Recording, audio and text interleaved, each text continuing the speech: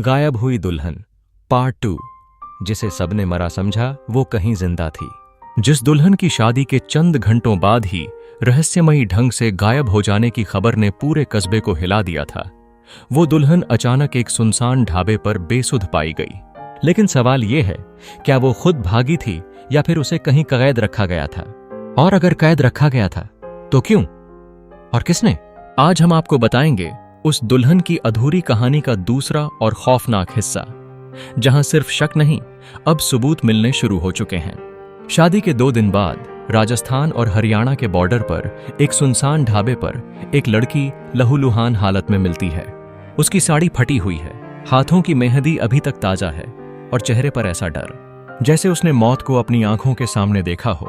ढाबे वाले ने तुरंत पुलिस को कॉल किया। पुलिस आई, लड़की को हॉस्पिटल भेजा गया और तब सामने आया वो लड़की कोई और नहीं बल्कि वही दुल्हन थी, साक्षी, जो 2 दिन पहले अपनी शादी की पहली रात को गायब हो गई थी। साक्षी शुरू में कुछ नहीं बोल पा रही थी। डॉक्टर ने कहा इसे शॉक लगा है, शायद इसने कुछ बहुत खतरनाक देखा है। ये PTSD का केस हो सकता है, यानी पोस्ट ट्रॉमेटिक स्ट्रेस डिसऑर्डर। लेकिन एक बात सबको हैरान कर रही थी, उसके शरीर पर चोटों के निशान थे, जैसे किसी ने उसे बांध कर रखा हो। गले पर एक हल्का सा दबाव का निशान था। ये अपने आप नहीं हो सकते। पुलिस ने धीरे धीरे उससे बात शुरू की।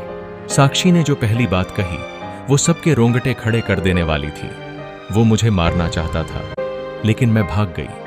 अब पुलिस का शक गहराने लगा करण पर, यानी साक्षी का पति। जब उससे पूछताछ की गई तो वो बार बार बस यही कहता, मुझे नहीं पता वो कहाँ गई, मैं तो खुद हैरान हूं। लेकिन पुलिस ने जब साक्षी का मोबाइल रिकॉर्ड खंगाला तो उसमें एक नंबर मिला।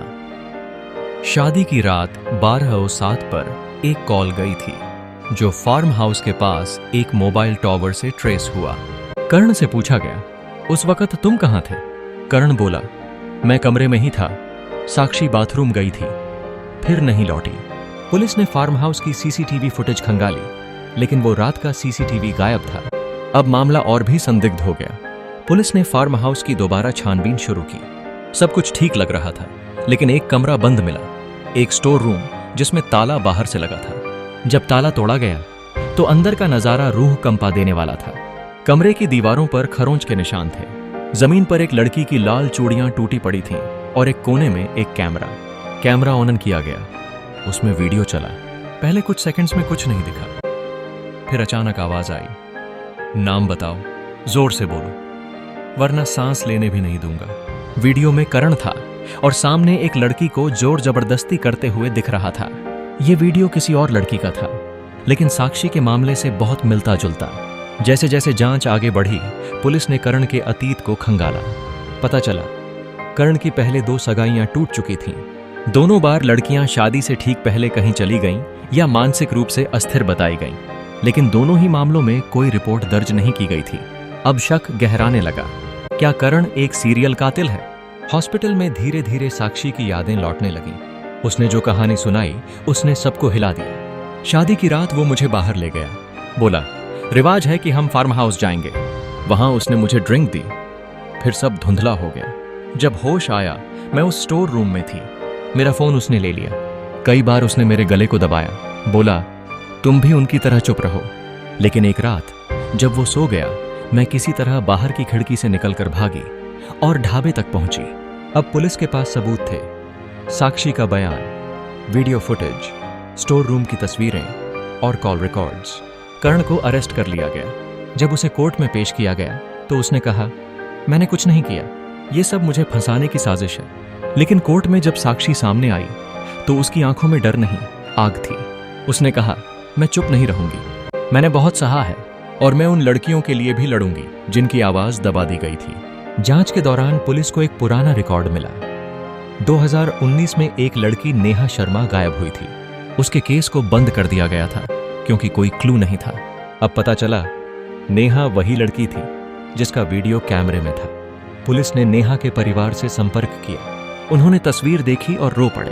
अब केस सिर्फ साक्षी का नहीं था, ये एक सीरियल साइको के शिकार हुए कई परिवारों की लड़ाई बन चुका था।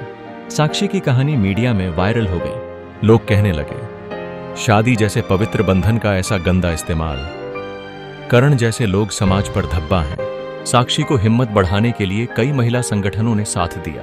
कोर्ट ने करण को न्यायिक हिरासत में भेजा और उसके खिलाफ चार्जशीट तैयार की गई। हत्या की कोशिश, बंधक बनाना, मानसिक उत्पीड़न और धोखाधड़ी जैसे कई आरोप। केस की सुनवाई 1 साल तक चली। कर्ण ने कई बार झूठ बोलने की कोशिश की, लेकिन सबूत, गवाह और सबसे बड़ी गवाह साक्षी सब उसकी पोल खोलते रहे। अंततः कोर्ट ने कर्ण को आजीवन कारावास की सजा सुनाई। जज ने कहा, शादी किसी का विश्वास होती है और आपने उस विश्वास का बेरहमी से मजाक उड़ाया। साक्षी अब एक एनजीओ चलाती है, नई सुबह, जो उन लड़कियों की मदद करता है जो शादी या रिश्तों में फंसकर अत्याचार झेल चुकी हैं।